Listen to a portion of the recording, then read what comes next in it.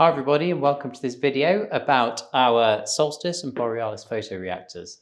So the great thing about these are you can use one lamp in two applications, a batch reactor and a continuous flow reactor.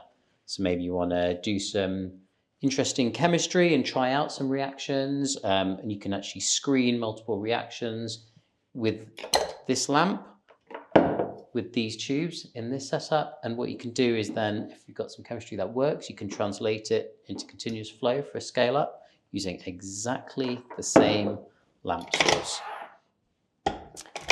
So a little bit more about this setup. So you've got 12 reaction tubes here and you've got a lamp here.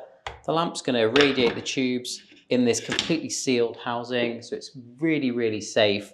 And this is a very, very powerful lamp. You've got either, you can choose between 120 watts or 180 watt variant, and they're individual LEDs mounted on this hexagonal board, so you get really even light distribution across 12 tubes. You can do a variety of different chemistry, all at the same wavelength at the same time, but maybe you want to vary concentration or solvent, anything like that, and you get a lot of good data, so 12 lots of data just for doing one set of experiments. This is all completely temperature controlled in the housing, and it fits on a standard magnetic stir plate.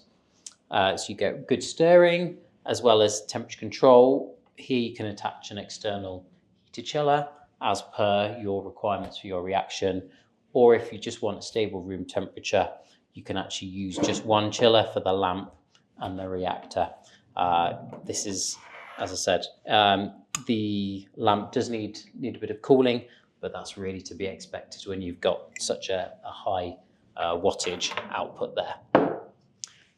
These are the reaction tubes, really nice, simple tubes, and you can actually, from the top, you can do any sampling additions or have a needle in there. So, and they just slot into that housing there.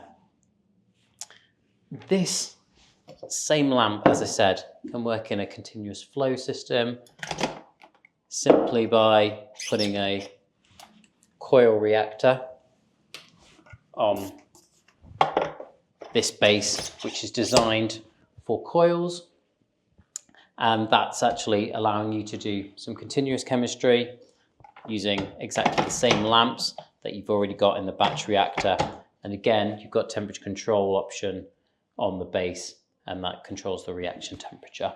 So there you've got an example of the Asynt Borealis lamps being able to be used in both a batch and then a flow configuration, and you can just start with one, you can add the other one on as and when your chemistry and application demands it.